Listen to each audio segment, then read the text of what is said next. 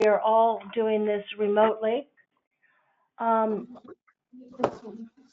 I would like to ask Sarah to conduct the roll call, please. Marian Almy, Present. Judy Bent, John Browning Jr., Present. Steve Burtman, Tim Holliday, Present. Rick Gonzalez, Here. Vinnie Luisi, Here. John Phelps, Here. Clifford Smith, Present. Kathy Spurgeon. Here. Thank have you, a Sarah. quorum. We have a quorum. The next item is the introduction of commissioners, staff, and guests. And as we go around, I would like each commissioner to briefly, of course, state who they are, or at least who they think they are, and then say a few lines about what might be going on in your part of Florida or something that you're involved with, so we just feel a little bit more connected than just voices while staring at the screen and the telephone. And I'll start with Judy Bentz. Is she on the line? Well, then Judy won't talk. How about John Browning? John, are you there? Well, goodbye, John. How about Steve?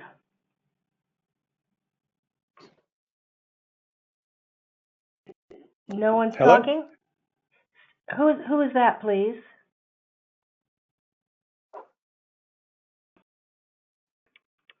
Hello? That was John Browning. John, I was asking, as you may have heard, commission members to not only introduce themselves briefly, but to share something that's going on in your world regarding preservation, if that's okay.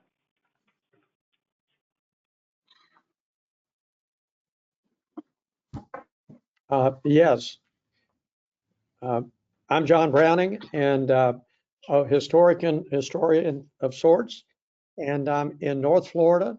And the only thing going on right now is the COVID-19. It has got just about everything, every walk of life shut down in this part of the world. I don't know about anybody else, but this county, Putnam, has really been hit hard, so you can hardly do anything. I'm sorry, that's all I've got. Well, that's about the true story of Florida. All right, Steve Burtman, are you on? Steve is not. How about Tim Holliday? Yes, good morning.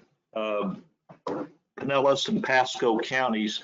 As you know, we had to cancel the Main Street project that would have been going on this year and push it back to next year. But things are still going well on Main Street in Newport Richey, and they're still rehabilitating the old Hacienda Hotel, and we hope to have that in fine shape for next year. And I'm starting now to work with the Pinellas Historical Society, and especially Seminole, which is where I started my business 40 years ago. So since I've had a little free time on my hands, I've been able to get involved a little bit and study a little bit more about what the history of Pinellas County is. Excellent, excellent. Rick Gonzalez. Well, good morning, everyone. Salutations from Palm Beach County. We've been fortunate. We've been very busy ever since March. Right now, I am finishing up the old Boynton Beach High School into a community center. It's a project close to my heart because for 18 years, I was involved in stopping the demolition of the building. And 4 years ago, the city changed the mayor and the commission, and the new group of young people voted to save the building and rehab it. And today, I'm happy to report that the project has been recently completed. So happy with that and many other historic preservation projects around the state of Florida. Thank you, Rick. I was wondering also, you mentioned last meeting that you had been appointed to the Advisory Council on Historic Preservation, which is the big cheese in the preservation world at the tippy top in Washington. And yesterday, during our NR review board meeting, you mentioned you were the vice chairman. And I thought, oh my gosh, I know the vice chairman of the advisory council, and I wanted to know how you became the vice chairman and just share a little bit with us. Okay, well, let's see, I applied earlier this year to the White House, and I got a verbal approval around April and final approval in June. And you know, timing is everything. The vice chairman had retired. I've attended a couple of Zoom meetings like the one that we're doing right now, and I guess they were happy to have an architect, involved and not just a politician. So the chairwoman asked me to be the vice chairman, and I of course said yes last month. It's been great. You know, we talk a lot about all the different branches of the government. As an example, one of the meetings we were talking about the Army's barrack housing in some location out west, where some folks wanted to do vinyl siding. And I quickly explained to them that's a no-no, that's not allowed. You can either do wood or you can do cementitious board. So it's been great participating with that. And also on a brand new committee, they have a traditional trades committee that they just started. Traditional trades for young people, for minorities, to get them back into the art of construction, of historic preservation. And hopefully that will create a lot of jobs in terms of getting our young people, the next generation, involved with historic preservation. That sounds marvelous. And who is the chairman currently?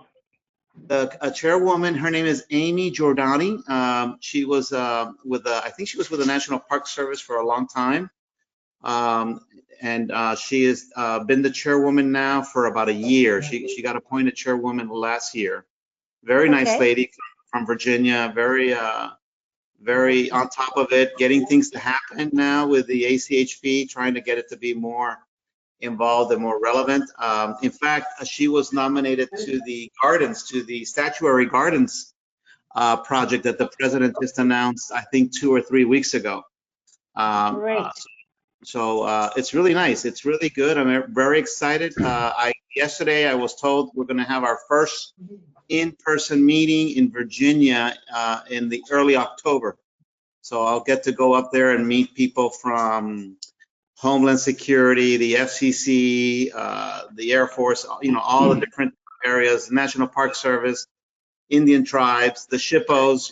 It's really exciting because you really get to deal with everybody that's doing historic preservation at a national level. Thank you, Rick. And for those who are not familiar with the Advisory Council on Historic Preservation, it has played a major role in America's preservation of history and education. And I'm really pleased to know that Rick's there because we have never known Rick to hold back. Therefore, I think it's a good fit. One last comment too. I replaced the California architect. So like I like to tell all my friends at the Florida Trust and in preservation in Florida, I'm going to go up to DC and represent Florida, okay? Yes, sir. That's good. All right, I'm going to move on down. How about, let's see, I'm seeing Vincent, are you here? Yes, I am. Thank you. Again, a little bit of COVID has taken front seat of Pinellas County, but there are some internal things. The city of Dunedin had postponed since March their city meetings on historic preservation committees, but we've just been informed that next week will be our first starting up meeting again after 4 months of not meeting. So our preservation committee is thrilled with that we'll be getting back on track. And to kind of cover over on our county museum at Heritage Village, while they are closed and just starting to get ready for their reopening, they did do some historic preservation work on the Safety Harbor Church. So a few of the staff members and the county representative, Tom, was there to supervise, Tom Schofield.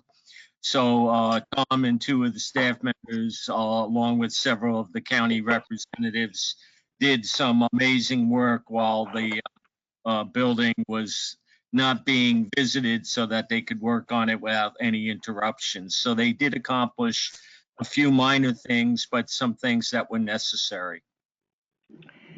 Thank you for that update. That does sound encouraging. John Phelps. Thank you, Marion. We have been back to work in the Senate since early May. I believe the House staff has not yet returned to work. Of course, all of the conversation around here these days has to do with the virus response, but also preparing for the organization legislature in November following the election, and what kind of adjustments we will have to be making institutionally to function inside the kind of constraints that are necessarily operating. So we're dealing with those kinds of things. There's not a whole lot of historic preservation going on around here. We're not even allowing the public into the Capitol building at this point. So we're kind of on hold, I suppose you could say, and hoping for a better result in the next appropriation than we had this year. Thank you, John. Cliff Smith. Yes, good morning, all. City of Sarasota has been doing really great lately. We just won a national award for our survey work, where we just added over 11,000 historic sites to our roster. And we just went live with that last night at 6 o'clock. So all permits in the city of Sarasota get flagged for historic review if they're on that list of 11,000+. And so that's going to really up our game quite a bit. And we also received a grant from the National Park Service for underrepresented communities to do a NR district for Newtown. So that's just huge. There was only a total of 18 given out in the entire country and only one in Florida, and we got it. So we're really excited about that. So HP in the city of Sarasota is making really good progress. Thank you, Cliff. Kathy, how are you? And are you there?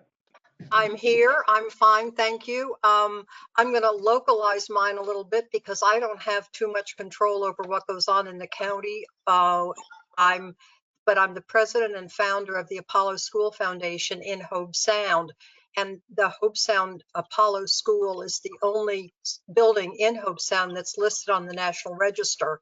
And we were afraid when we lost most of our season that it would go dormant and be forgotten. And so we've been trying to do some kinds of outdoor things. We have a book club that's associated with what we do. We have a speaker series, which Rick knows about, which we had to cancel. We have a little library that's outside and safe, and the community has access to it. And we just, about 2 weeks ago, we got a cover story in our local paper about that and about the Apollo School and about what the kinds of things we're doing. Otherwise, congratulations to Rick. Not only is he going to represent Florida well, I know he's going to represent Southeast Florida well, and we're happy about that. Otherwise, it's pretty quiet in Martin County. Thank you. Thank you. Let's see, who have I missed that is online? Is Steve there or Judy Bentz? Well, I'm just going to cross their names off my list. Okay. Anybody else that I've missed that would? All right, then it comes down to Marion, and I'm an archaeologist, president of Archaeological Consultants for more years than I care to remember. I see my hair is now gray, and it was great looking blonde when I started this business.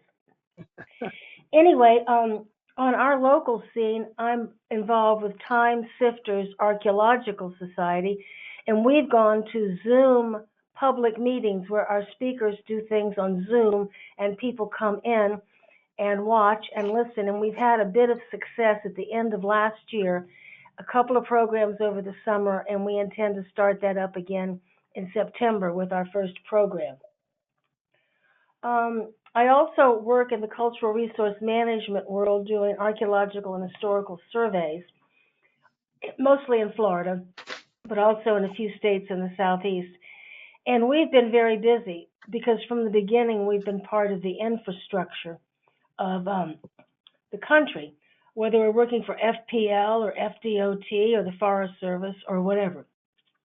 Anyway, that would allow me to lead in later with the chairman's comments, which will come later, but I wanted to say how well the Division of Historical Resources is doing from my standpoint out here working with them, because they're doing it remotely, and I hope that when Tim's comments come up, he will briefly touch upon that. And so that completes our commission introduction. Now I'd like to turn to the staff and ask Tim how he would like to handle that remotely. Hi, Marion. Thank you. Can everyone hear me? Yes. Yep. Yes. Okay, wonderful. I never know for Yes. sure at home if everything is going to work perfectly, but it looks like we're doing well. So for staff introductions, I will introduce myself. I'm Tim Parsons, the Director of the Division of Historical Resources and the State Historic Preservation Officer. I'm glad everybody's here. For staff introductions, I will briefly run through some names of people that I know are here. Sarah Lico is our program administrator, and she is on the line. Michael Hart moderates all of our webinars, and so he is facilitating this webinar for us today. Angie Tomlinson is our assistant director, and she also oversees at the highest level our historic preservation grants program. And I believe we also have Alyssa Lotane, our Bureau Chief of Historic Preservation, on the line. And a little bit later on, we're going to be joined, at least I believe so, by Paulette McFadden, who is an archaeologist in our Bureau of Archaeological Research. And instead of hearing me pontificate about how great archaeology is, Paulette is going to give us an update on BAR's age of COVID activities, which of course are a little bit different than they used to be. If I missed anybody, I apologize, but I think by looking at the list and by going off of memory of who is participating today, that I caught everyone. Thank you, Tim. Then we will move to, excuse me, are there guests on the line that are here for amusement and edification? Can anybody hear me? This is Judy. Oh, the long lost Judy. We're so happy you're here. I'm so sorry I'm late signing on, but I'm glad you can hear me. Do you need to see me? No, I don't want to see you, but I do want to hear you speak. We had asked the commissioners not only to introduce themselves, but just say a few words about what was happening in their world or their part of the state during this pandemic in regard to preservation. So if you would like to do that, that would be great. Well, let's see. I am a member of the Pensacola Archaeological Society, which is part of FAS. And they have stopped their meetings during the pandemic, but it's also summer and they don't meet in the summer anyway, except the board does meet and they are meeting. What other question did you ask, Marianne? Well, who are you? You might say a few words. Let's see. My name is Judy Bentz. I am an archaeologist in Pensacola, Florida. I am with the University of West Florida, and I am active in Spanish colonial archaeology, prehistoric archaeology, and am in my writing phase of my career. We'll look forward to a bestseller soon. I hope so. Did anybody else show up? Steve, are you there? Keep looking for Steve. Okay, then we're going to move on and adopt the agenda. May I have a motion to adopt the agenda as emailed or to alter it? Move to adopt the agenda. Thank you, Kathy. Any seconds? Second. Second. Okay, we have John 2 Browning. seconds. John Browning. Okay, thank you. All those in favor, please say aye. Aye. Aye. Opposed? Aye. Okay, we have all ayes. We've adopted the agenda Item 4 is the approval of the minutes for May 29th. Do I have a motion to approve the minutes or offer changes? Mary Ann, this is Tim Holliday. Yes. I was on that call, but it was just a call. I was not on the webinar. I was not able to have any audio. Well, now you do. Well, that's because Sarah educated me. No, I was Well, then, traveling, Tim, so all I had was a cell okay, well phone. then, Tim, let us take care of the minutes, and then I would ask you to introduce yourself and give us a few remarks about what's going on in your neck of the woods. So, Already first, done that. do I have an approval of the minutes or changes?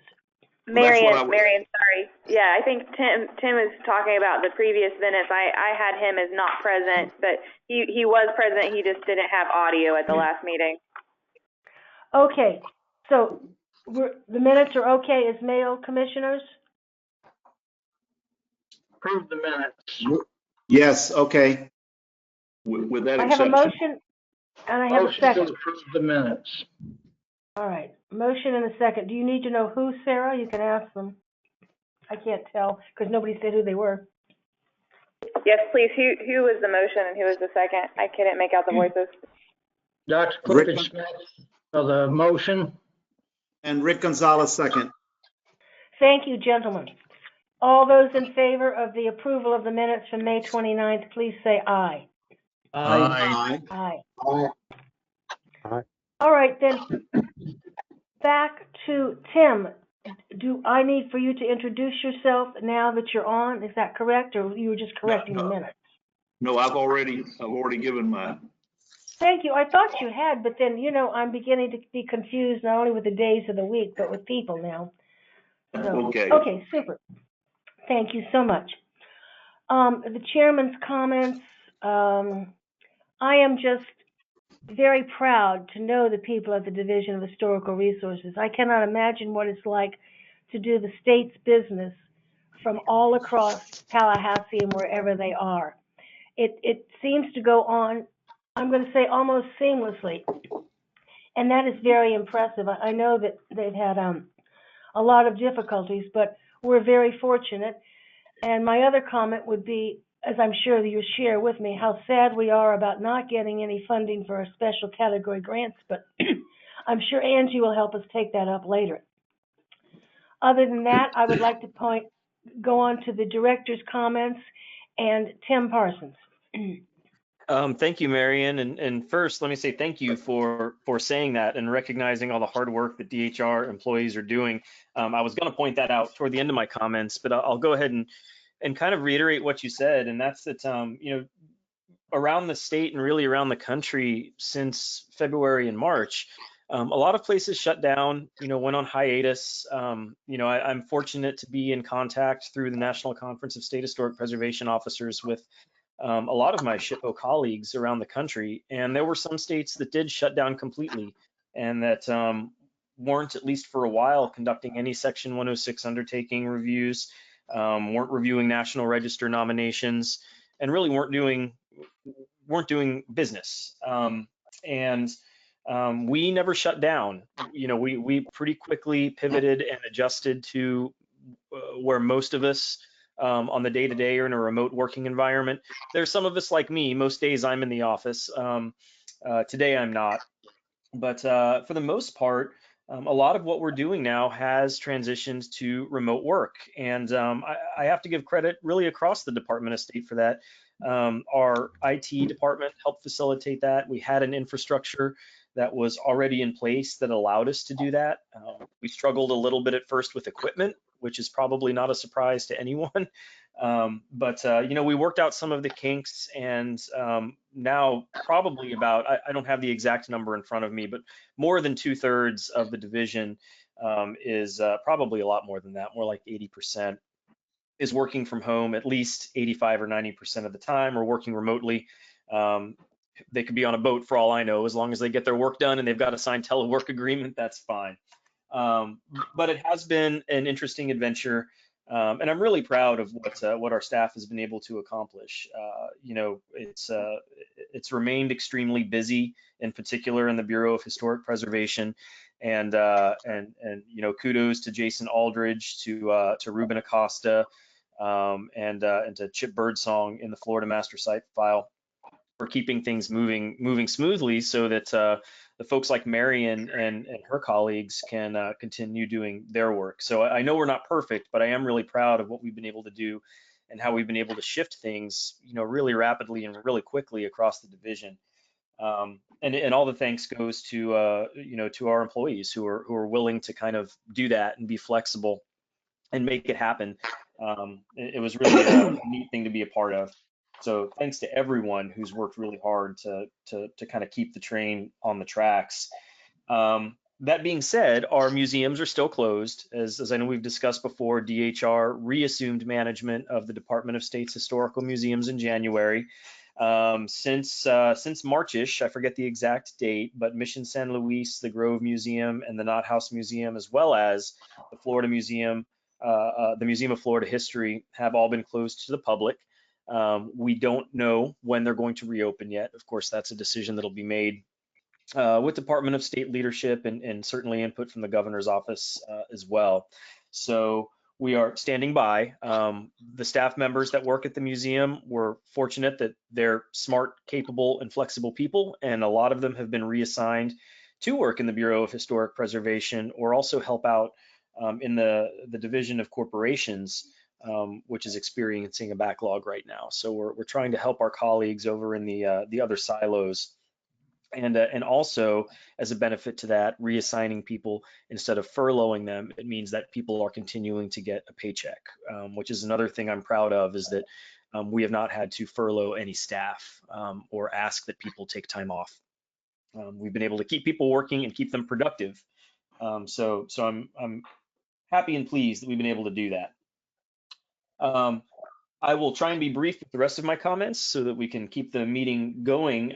But I do want to, and I'm sure the commissioners may have questions about the budget. Undoubtedly, we know that we're facing a tight budget year, not just for the upcoming legislative session, but also for the current fiscal year. And so we were asked to undertake an exercise whereby we've contemplated what certain budget reductions would look like over the course of this fiscal year. So the budget that was just recently signed by Governor DeSantis. We spent a lot of time, particularly me and our Assistant Director, Angie Tomlinson, with input from a lot of staff members throughout DHR to determine where we could strategically and carefully make what amount to pretty significant cuts without impacting staff. And I'm happy to say that we've been able to do that, given the numbers that we were tasked to kind of contemplate and create a scenario for. So although for at least the current fiscal year, our program activities will be significantly affected, and we'll have to repurpose some staff and set them on alternative duties, or you know, maybe work on backlog reporting, that sort of thing.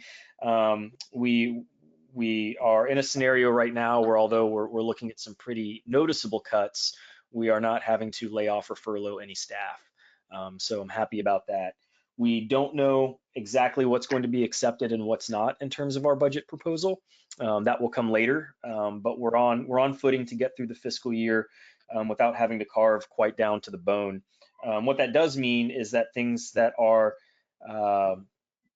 well, basically anything having to do with travel, certain research projects, and just spending across the board is going to be significantly reduced. And a lot of our maintenance projects are going to have to go deferred, things with our historic properties. But we're hopeful that you know, the situation with COVID will improve, and as that improves, the economy will rebound, revenue for the state will increase, and trying to be an optimist and hope that works in our favor over the long term. Similarly, we, as we always do around this time of year, have put together our legislative budget request. It will be no surprise that we were asked to not ask for new money this year, given the financial circumstances that not just Florida, but you know, candidly, every state, I imagine, is going through. So our budget proposal is fairly modest this year. Really, what it amounts to and what I expect to see in the agency budget request will be funding above base for our historic preservation grants program. Beyond that, I don't expect that any of our requests will be taken up, but I would always love to be surprised. So we will wait and see. What I'm anticipating for the next fiscal year, 21-22, I'm hoping for level funding and just to maintain our base budget. So that's sort of what we're planning for right now. Contingencies are always possible, and we'll adapt and we'll do what we need to do in order to keep business moving forward. Beyond that, I just want to thank the commissioners. I usually thank y'all at the beginning of my little speech, but I neglected to. Appreciate your time and your input, and I'm very, very happy to answer any questions about those topics or anything else if there are any questions from the commission. If you have a question, please identify yourself and ask it. Go ahead, whoever is interested in asking.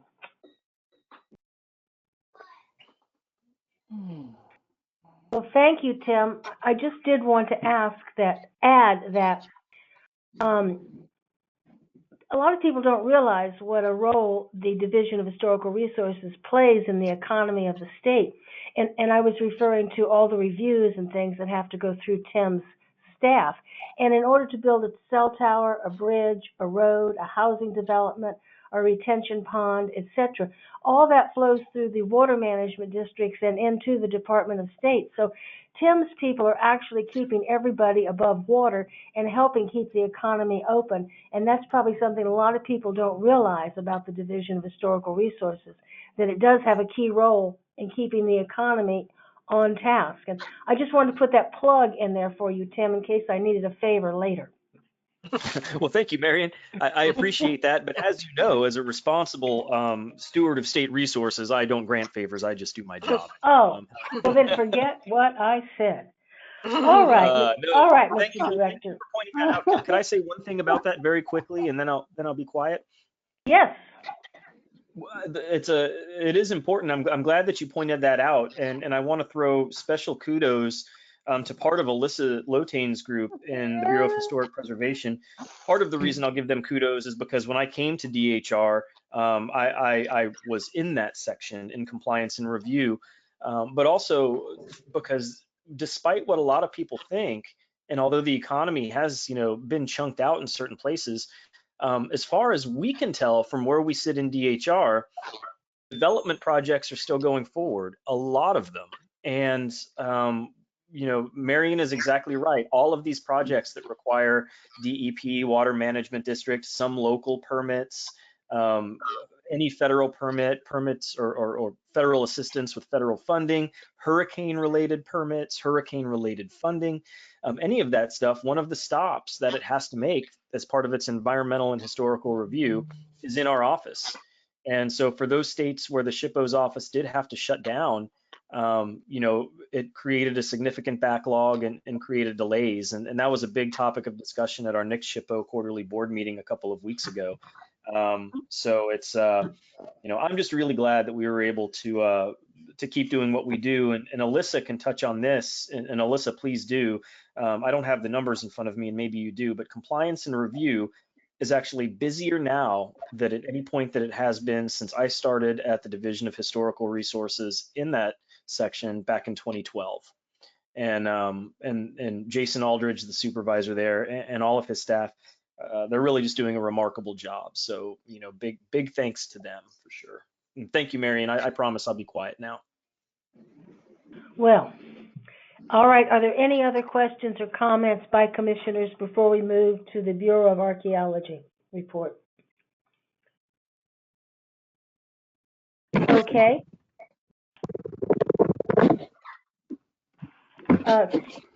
Tim, you said that Paulette was going to give us some information about the Bureau of Archaeological Research. I'm Yes, here. Oh, great. Thanks, Paulette. Thanks. Well, like everyone else, we've had experienced a lot of upheaval, if you will, during this virus. Most of my staff is working from home. I'm sorry, let me introduce myself first. I'm Paulette McFadden.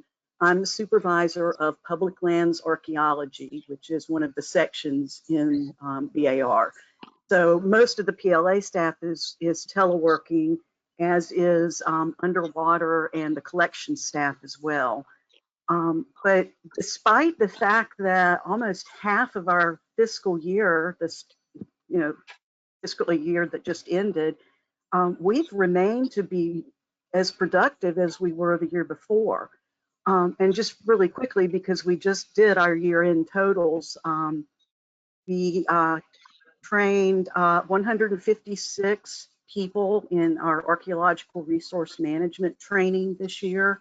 And the last fiscal year, I believe it was 149 or something like that. I had 158 law enforcement officers and investigators that I trained, and that is up from last year's numbers as well. So we really remained as productive this year at PLA as we were last year.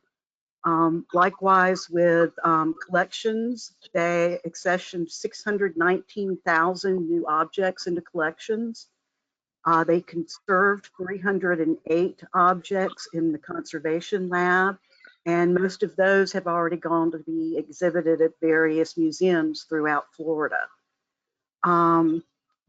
45 researchers have been utilizing our archaeological collections, and we had 141 renewed or new loans. So those numbers are consistent with the year before as well. So we're really pleased that even though we're all working remotely, we're still being able to accomplish our goals as the Bureau.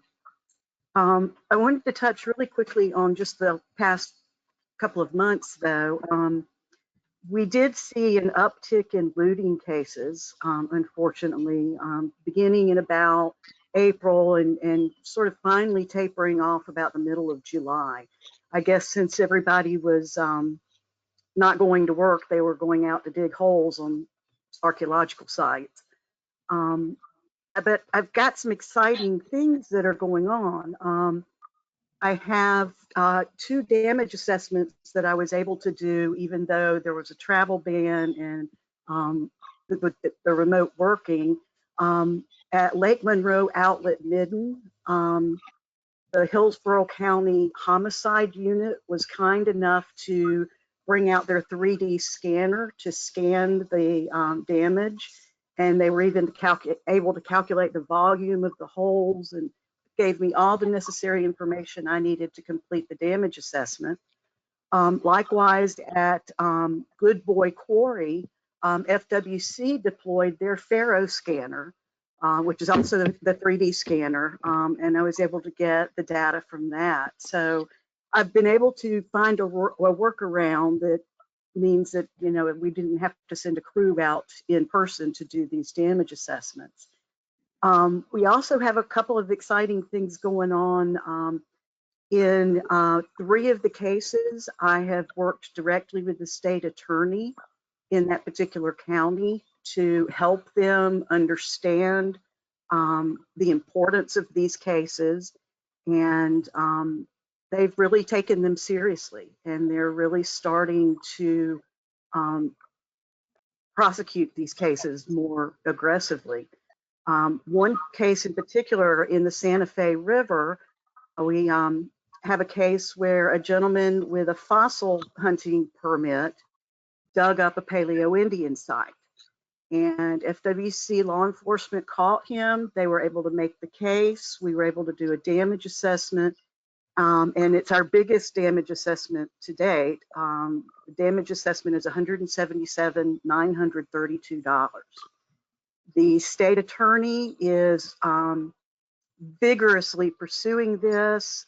He has been working on a plea agreement that would include him paying the reparations for the the reparations. And I'm sorry, restitution. And I'm really excited about that because the case is good enough that the state attorney is willing to take it to court if they don't accept his terms on the plea. One other case at Flint Creek down in South Florida, we're testing out a new way of discouraging looting on private property. Rather than it being counted as a simple trespass, we're now starting to work with state attorneys to charge people with criminal mischief. and use an archaeological damage assessment to assess the damage to the property.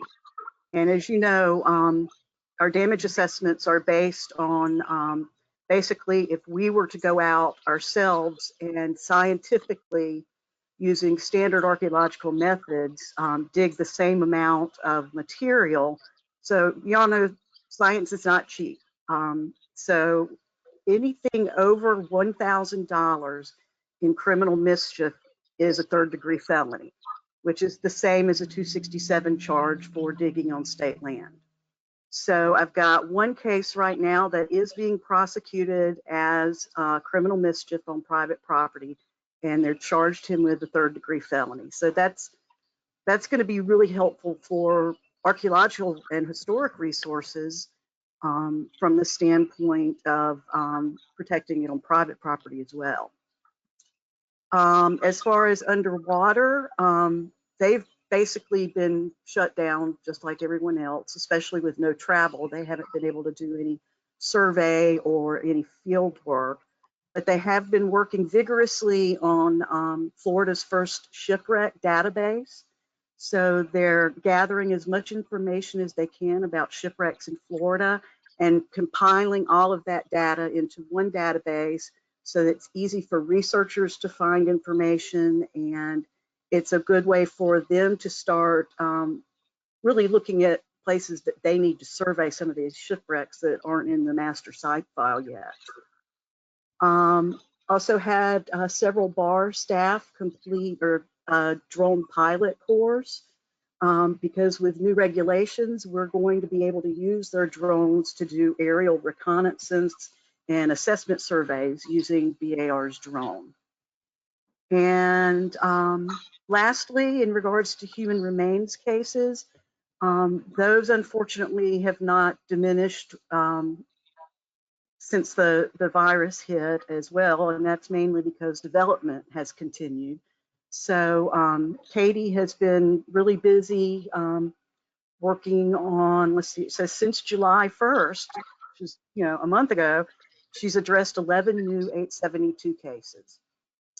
And Josh Goodwin helps her with those. So the two of them have been pretty busy, even though a lot of other areas have kind of diminished during the virus. And that's it for me. Thank you so much.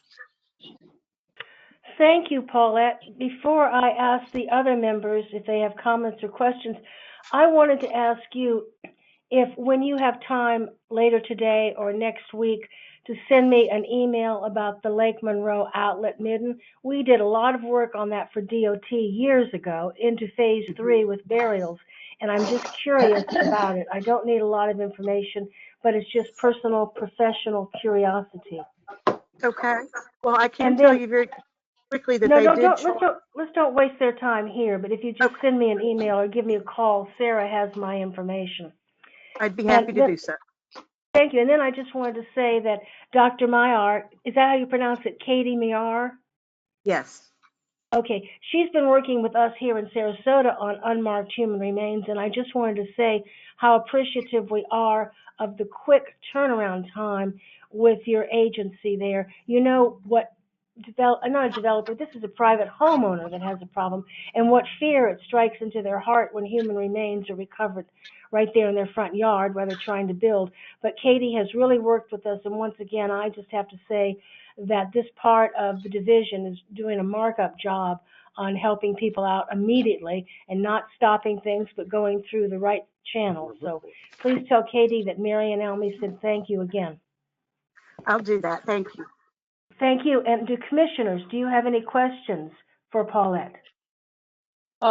This is Judy, and I don't have a question, but Paulette, kudos to you for on private property with the criminal mischief. That is a clever idea, and I'm glad that it's working. Private property in this country, as you know, is loaded, a sensitive issue, and I certainly think that's a great idea. And this business of catching the looter in the Santa Fe River, did you say $177,000 worth of damage? Yes, ma'am. So just one little follow-up. What is the plea that they're trying to work out? I didn't catch that. I don't know the exact details of it because they're still negotiating. But the state attorney did tell me that reparations are part of that, or restitution, I'm sorry. Restitution is part of that plea that they're offering. Well, that's just excellent. I really do appreciate this, you doing this. This is very important. That's all my questions. Thank you. Thank you. Okay, anybody else besides Dr. Benz? If not, if it's okay then with Tim? I'd like to ask a question. Okay. This is John Browning? Could I ask a question?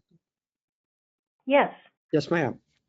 Explain to me the on private lands. Is that people that are going on somebody else's land and getting, or is it people on their own land? I'm confused. I'm sorry. Yes, these are cases where people are trespassing on someone else's private property and digging in archaeological sites. So the private property that is great. owner, yeah, the private property owner can do what he wants. It's his property. But these are people that are digging without permission on someone else's property. Good job. That's a good job. Thank you. Very good. Okay. Thank you. This is Marion. With private property in Sarasota City and Sarasota County, they're one of these great places that has ordinances that protect, of course, archaeological sites, and then the state statute for unmarked human remains. And so I was thanking the Bureau for coming on board and helping us, but the situation arose in Sarasota because of an ordinance, and we have an excellent ordinance in the city and the county for archaeological sites. So that helps them on private property, in case anybody was interested. All right, then should we move to the Bureau of Historic Preservation? Alyssa?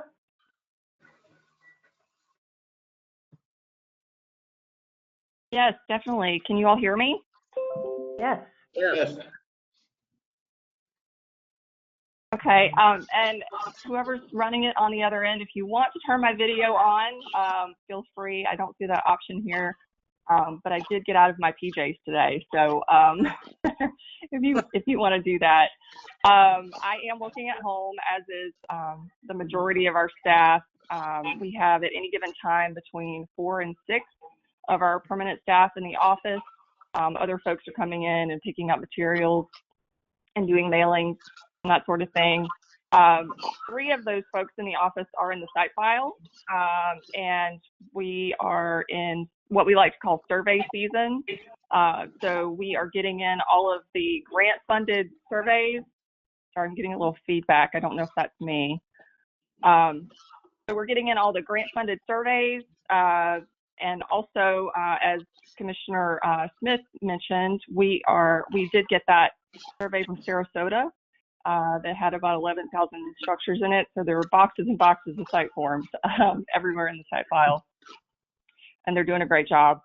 A really big thing that happened last week was we hosted our Florida Main Street Conference, which is actually now the Preservation on Main Street Conference, because we have, for the first time ever, partnered with the Florida Trust for Historic Preservation. The conference was 3 days, July 29th through 31st. It was fully online, all run through Zoom. And I know Rick Gonzalez was there. I hope others of you had a chance to tune in. Everything ran really great on our side, thanks to Michael Hart, Laura Sacombe, Kathy Beck, and then also on the Florida Trust side, Melissa Wiley and Sandra Matthews for the great job they did in running the conference. I know we had over 200 people that signed up, and you can also tell how many people actually tuned in. I don't have those numbers yet, but I'll share those with you. As Tim Holliday mentioned earlier, we did have to postpone Newport Richey, but we plan to be in Newport Richey next year. And we're really excited that by then the Hacienda Hotel will be finished. And hopefully we can all stay there in that beautiful hotel. As was mentioned earlier, compliance review is going full speed ahead. It has not slowed down. If anything, it may have increased. Our numbers may have increased. At the same time, we were already down an OPS position, and I don't know if any of you know Kristen Hall, who was with us. She's moved on to work with emergency management. Rachel Thompson has moved on recently to work with the Forest Service. It's a great opportunity for her. And also Taylor, who was our login person, has gone to grad school. So we lost 3 folks in compliance within a month. But the good news is we were able to pull from those other employees that Tim mentioned from the museums, and we're able to, we found some really good talent. Some folks are doing logins that aren't necessarily archaeologists, and then we found some other archaeologists over at the mission and have put them to work. We've also borrowed some help from BAR for reviewing surveys. We've borrowed Kelly Chase back from the National Register section, who used to work in compliance temporarily. And so everybody is really pulled together, and I could not be prouder of everyone for all of their efforts. I did, while we were speaking, pull up some of the numbers, if you're interested. In the last 6 calendar years, our total projects through compliance review have increased by 85%. And that's from about 5,600 projects in 2014 to about 10,000, almost 10,500 projects in 2019 calendar year. So that's an increase of about 4,800 projects with the same level of staffing, and basically equivalent to what 2 full-time positions could manage. So they really are pumping out a lot of projects. The projects that we expect for this year, we expect to receive about 11,500 projects and have completed 6,354 as of July 16th, just in half a year. So that just gives you an idea of the amount of projects we're getting. We've also seen an increase, believe it or not, in 5G reviews. You probably wouldn't think that that's something we would look at, but all those 5G small towers that go on buildings, on posts in front of buildings, those are things that we're concerned about in historic districts, on historic buildings, damaging historic fabric. The sad thing is they are sort of few and far between, but when there's a problem that comes up, it really is a problem. So we are managing to look at those. It's just been a lot of projects. Next, I'll go over National Register. Thank you to everyone who is on the National Register Review Board that helped us in the meeting yesterday. We had 4 projects that we reviewed: the Palm Springs Cemetery in Jacksonville, the Matacumbe Methodist Church in Isla Mirada, the Pacetti Hotel in Ponce Inlet, and the Tomoka Mound and Midden Complex in Ormond Beach. And I believe all those passed, and we'll move on to the National Park Service. So thanks for that. The last thing I have on my list is to let you know that we are beginning work on our next comprehensive plan. Our comp plan expires in 2021, and we will begin to have our public meetings, and those will be done by webinar. Tentatively, I'll give you the dates for those. They are October 7th at 10 a.m., October 13th at 2 p.m., and October 19th at 5:30 p.m. So we can also have Sarah, when she emails you all after the meeting, send those dates to you. Again, they'd all be by webinar. They'll all run about an hour and a half so that we can get the public input we need for our comp plan for next year. So with that, I think that's it, unless anyone has questions for me. Thank you, Alyssa. Are there questions from commission members? I would just agree with her. This is Rick Gonzalez, that the the meeting, the combined Main Street, excuse me, and the Florida Trust Conference was a huge success. And kudos to staff for pulling off a really great Zoom. I know my class that I gave, there were over 115 people on the Zoom. So that's not easy, and it's great. I'm looking forward to the real in-person meeting next year in Newport Richey. This is Tim Holiday, me too. Thank you. Go ahead, Tim. I said me too. I'm looking forward to Okay. that next year as well. Good. He's in Newport All right. Richey. I'll be your All right, host. then. Oh, gosh, that sounds exciting. A lot of work. All right, then why don't we move to Dr. Tomlinson, Angie, for grants update. Hi, good morning, everyone. So this is one of your favorite topics, and it is one of the most important programs I think that we carry out because it really helps historic preservation across the state. So I think you're all aware that with our fiscal 2021 budget, since our last meeting, the governor did sign the budget, and although we were lucky enough that small matching continued to be fully funded, which would be 45 projects this year that we're getting out and executed as we speak, he did veto the special category grant program.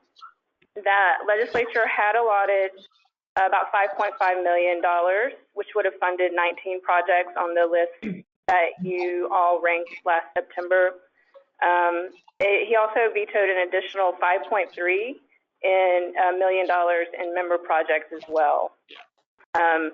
So unhappy about that, but happy that small matching is continuing. The other thing that's in our current budget to keep in mind is those vetoes did not affect federal funding, which we currently have from the Park Service for both Hurricane Irma and Hurricane Michael. The fiscal 20 budget, which was last year, included $4.9 million for Irma grants for projects affected by Hurricane Irma. We had 16 of those, which we have now executed. We all executed all of them by June of this year. So we have those projects moving forward in different areas, mostly in South Florida, Key West, Miami. I believe there might be one in Tampa as well, Cuban Club. Jacksonville. Yeah, Sarah just reminded me. And for Hurricane Michael funding, we have a solicitation open right now for projects affected by Hurricane Michael. Those are all in the Panhandle area, but Sarah's coordinating that program. But the deadline for those applications is August 31st. That funding was included and not vetoed in the fiscal 2021 budget, and an amount allocated of a little over $8 million. So at this point, we don't know how many applications we're going to get and the total funding that will be requested for those grants. But that's a really good thing that that's still in the budget as well, especially since special category was vetoed. Regarding our grant cycle for fiscal 22 grants, that cycle opened as it does every year on April 1st and closed on June 1st. We had 68 small matching applications and 71 special category applications. And that was an increase over last year by a handful in each category. Of the small matching, of the 68 small matching, staff has completed all of the staff reviews for those, and 62 were determined eligible, requesting a total of about $2.4 million. The small matching review meeting is scheduled for next week, August 13th and 14th. It will be entirely webinar, which it has been. I think this is the third year we've done it by webinar, and that's worked out well, and it's good that we have experience doing that, given our current situation. Of the 71 special category applications, we're not quite finished reviewing those staff reviews. Again, this year, kudos to Rick Hilburn, our preservation architect. He is reviewing those, all the development ones himself, with a handful of archaeological and museum projects that are being reviewed by other staff. But we're actually almost finished reviewing those. You should be seeing those released to you to start reviewing in the online system in the next week or two. But so far, of the 71 submitted, there have been 4 that were either withdrawn or determined eligible. And there could be a few more by the time we finish. So that leaves about 67, if not a couple more, less than that, to be reviewed at the meeting, which is scheduled, as a reminder, for September 28th and 29th. That's a Monday and a Tuesday. We're going to try and do it this year entirely webinar like we're doing today. Again, we've done that with small matching for the past 3 years, and it's worked well, but it will be new for you all to not be here in person. Based on the number of applications in the past few years, it seems likely that it will take all of the first day, the 28th, and probably the morning of the 29th to completely review all of those applications. Like I said, staff is finalizing those right now. We'll probably be releasing them to you in the system. I would probably say by week after next. You'll also be emailed a copy of the staff reports, which will also be uploaded in the system, and other documents related to the meeting. Sarah will send that to you. As usual, for the past few years, all of the reviews will be in our grant system, dosgrants.com, which I think all of you have used now, just like last year. We don't have any new commission members. We'll also be doing an orientation and refresher webinar on that. And Sarah, we're going to ask Sarah to coordinate next week with you on maybe a doodle poll or sending out some dates for when we want to schedule that orientation webinar, just to walk you through the system again and refresh you on the program. And other than that, things are really moving forward. Like all of our other sections, all but one of our grant staff has been working from home since March. They've continued to do an excellent job of keeping everything moving. It helps that we, transitioned to the online system 3 years ago now, so everything is online with our grant program, either through the system or emails, and a lot of phone calls, which can obviously be done remotely as well. But they've managed to not just stay on track, but exceed deadlines this year, working from home and dealing with that. I'm just really proud of them and all the hard work they've been doing. But with that, I don't have anything else unless you have questions. Questions from commission members for Angie? Angie, this is Tim Holliday. So Sarah's going to give us a tutorial on how to do this virtually. I know last year was my first time being at a grant meeting, and I really appreciated the interaction that we had with the people from all over the state that were coming and making their requests to us. And of course, they had their slideshow for us to see what they were trying to preserve or enhance. So are we going to be able to see the pictures and do all of that this virtually? Is that what you're planning on? Yes, Sarah won't be doing the orientation. It will be Tim Knepke and myself will plan a webinar to walk you through the system again. So essentially it's going to work exactly like it's working today, where you'll see on the webinar the slides of the projects as we go through them, but you'll still be ranking, and we'll also send you a hard copy of that you could really just print out and follow along with if you don't want to have it up on the screen the whole day. But the ranking will be done, the review and ranking will be done in the DOS grant system, just like it was last year. And that's what we'll walk you through on a webinar just for you all, probably in the next 2 weeks, 2 to 3 weeks or so you can get a refresher on how that system works as well.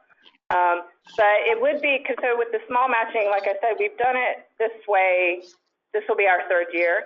And we haven't had any major issues because most people are, especially now, getting familiar with logging in, doing things remotely. It's just going to be a change for special category because people are used to coming here. But we've already been telling the applicants at its webinar, so they're learning that as well. Okay. Are there other questions for Dr. Tomlinson? Marion, this is John Phelps. Yes. I would like to know if the commission has any sentiment concerning projects that were ranked highly last year in the last round and were vetoed by the governor, whether we should be giving any special consideration to the ones that received positive rankings last time. It seems to me we should give them some kind of special consideration this time.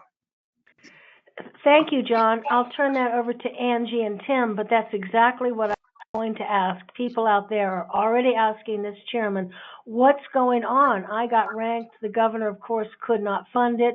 What do I do now? So go ahead, ladies and gentlemen there. Hi, Marion. This is Tim. I'll jump in first, and then I'll let Angie add on to it. So, of course, we've had these discussions internally, and of course, we've been asked by several would-be grantees that same question. And as some of y'all who have been on the historical commission for a long time, or might be serving a second appointment, will remember many years ago there were at least 1 or 2 years where the commission elected to move forward the ranked grants that were vetoed into the next year for consideration. Following that experiment, and this is in, Alyssa may remember the actual year, but it was in the late 2000s, early 2010s, the commission actually voted to not do that again and directed the division to not propose pushing forward highly ranked grants into the next year. And the reason was because, one, it was extremely complicated. There were occasions where basically it's adding a tremendous burden both to the commissioners, to staff, and to grantees. The one thing that we've recommended to grantees is that if they were highly ranked last year, one, that they apply again, because it's likely that they would be highly ranked again this year if the projects remain strong and competitive. And also, we pointed out to our applicants that were concerned, a number of those projects that were ranked highly, including both the number 1 and 2 ranked projects, were in counties in the Panhandle that were declared federal and state disaster areas following Hurricane Michael, and that makes them eligible for this multi-million-dollar pot of money from the National Park Service. And so we've encouraged them to apply for that, and that would actually be a very good scenario for them because there's more flexibility in terms of time with those grants in addition to other factors. So that is sort of where we came on it. What it really comes down to is the commission years ago asked the division not to push forward grants, and it becomes, a fairness question for current year as well. With that, I'll turn it over to Angie. Angie may want to speak to some of the language that's in the grant guidelines that speaks to what happens when an appropriation isn't made or when an appropriation is vetoed by the governor. Yes, Tim, that's correct. It is, in our guidelines and in our solicitation and other materials that everything is dependent on legislative appropriation. That being said, I would point out that of the highly ranked ones last year, the one that was ranked number 2, the Port Theater, they went ahead and reapplied for the exact same project this year, just in case. And we had a handful of others that also resubmitted applications that would have been funded this year. And also, it is true, as Tim pointed out, that quite a few of the highly ranked ones last year were in the Panhandle region because we knew that we had prioritized projects that had been affected by natural disasters. And they are eligible for Hurricane Michael funding, which that application cycle is still open until the end of August. And also because that funding was included in the fiscal 2021 budget, once those are ranked, once we receive those applications, and we're going to put together, like we did with Irma, a ad hoc panel to rank them. Once they're ranked and submitted to Park Service for final approval, that funding is available right now. So that is also another option for quite a few of the highly ranked ones that were in the Panhandle area. Marion, this is John. To that point, would those funds, now available federal funds, would those fully fund the projects at the same level we would have funded them? Well, the projects that apply, it just depends on the scope of work they put in. Like they may have had potentially anyone who applies now that had applied for special category this year, and highly likely that they would have had some changes to their scope of work. But our funding level is up to $500,000, just like special category. So they could apply for up to $500,000. Also, Angie, if I could point out real quick, that is also, and there's no match required for the National Park Service grant. Correct. So it's a non-matching grant. Hey, Tim, this is Tim Holiday. This 2010 historical decision by the commission at that time, did that take into account the same type of situation we have now where the governor vetoed the money, and so therefore, even though they were told they were getting it, they didn't get it? Or was there a different circumstance at that time? The circumstance at that time was that the legislature did not appropriate funds for the special category program. Okay, so it's very similar to what we're going through right now. Very similar, yes, sir. Okay, thank you. Well, this is Marion. I have a comment on that.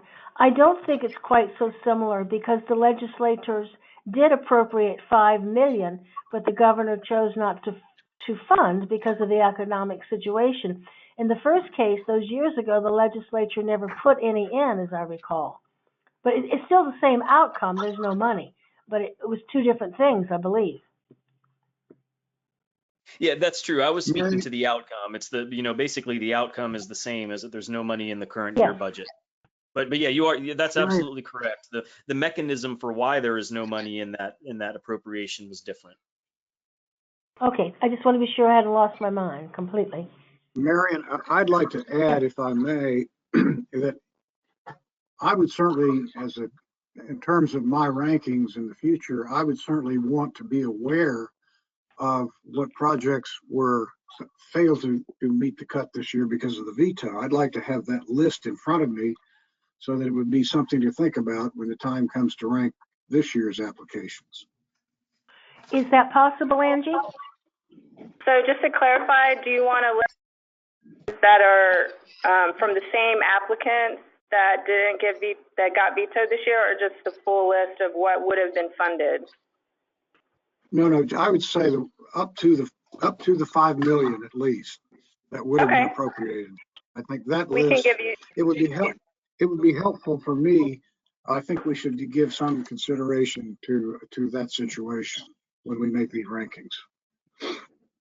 Certainly, we can make sure that you have that list of what would have been funded this year that was vetoed. Angie, this is Tim Holiday, and I agree, and I appreciate that. Also, if you could include whether or not they have federal funds, that would help.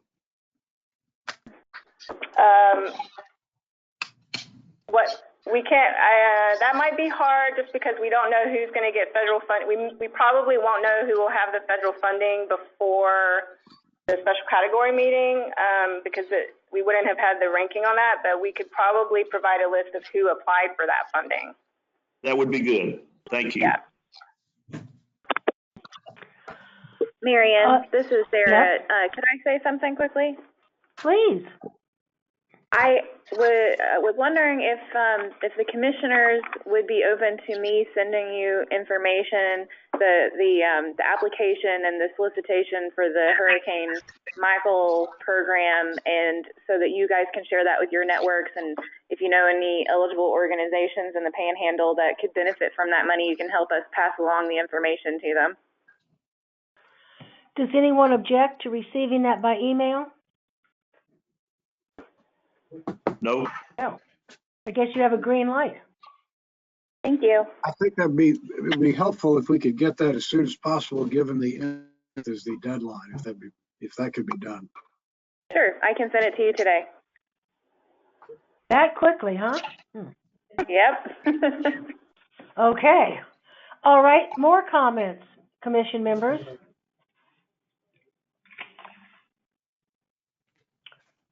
Then we'll move to item 8A, dates for upcoming meetings. We know we've got the special categories. What else is on the agenda? The next FHC business meeting is scheduled for Friday, November 6th. Okay. So the next time you meet will be for the special category meeting, September 28th and 29th. And then after that, there is a National Register meeting on November 5th, and then the FHC business meeting on November 6th. Thank you. Anybody have any questions about those dates? Nope. All right. Other business?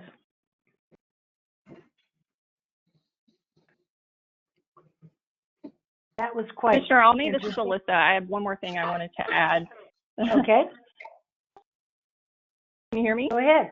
Yep. I just wanted to let you all know, I didn't have in my report, we are still working toward a state historic tax credit. Earlier this year, I put together a draft of something that I thought would be workable for the division, whereas if you got the federal historic tax credit, that you would also get a state credit sort of stacked on top of that. We put together a working group of the National Trust and several other interested parties from around the state, also the Florida Trust for Historic Preservation. And they took that draft and massaged it and came up with something that's very workable that they are going to start shopping around to the legislature. And they are working now to get that into bill drafting. So I don't know if it's going to be the appropriate year for it, but it is something that's still in the works. And right now it's titled the Main Street Tourism and Historic Revitalization Act. We actually focused more on projects would get an additional 20% to the federal. They would get an additional 20% from the state. But if they're in a Main Street district, they would get an additional 30% credit. So a lot more to come on that, but just wanted to get that on your radar. Thank you. Anything else? All right then, public comment. Any public commenting out there? Marion, this is John again. Before you close things out, I know the house side of the capital renovation project looks to me like it's nearing completion. I don't think I have seen any schematics on the plan for the exterior part of that. Have you heard anything about that? We've had a rather extensive review on the Senate side when that was proposed, but I don't think I've seen anything on the House side. Are they not planning on monument placements over there? Who knows out there? Tim? Hi, sure. This is Tim. Right now, what the commission has seen is the same that I have seen. So all the information that DMS, meaning the presentations by Tom Berger and Patrick Gillespie, it's all the same information that I've been privy to. So I do not know exactly what their plans are, but I do know that Tom and Patrick plan on coming back to the Historical Commission for input. So as soon as I hear from them, the commissioners will be hearing from us. And as usual, we'll probably give them a slot on an upcoming commission meeting to provide an update when they have one. Thank you. Is there any other business before someone moves to adjourn? Hearing none, who would like to move to adjourn? Holiday makes a motion to adjourn. Thank you, Tim. A second, please. Kathy, second. Kathy, seconds. Any discussion? Hearing none, all those in favor of adjournment, please say aye. Aye. Aye. Aye. Then we stand adjourned. Thank you all very much. Thank you. Have a nice day. Thank you. Bye.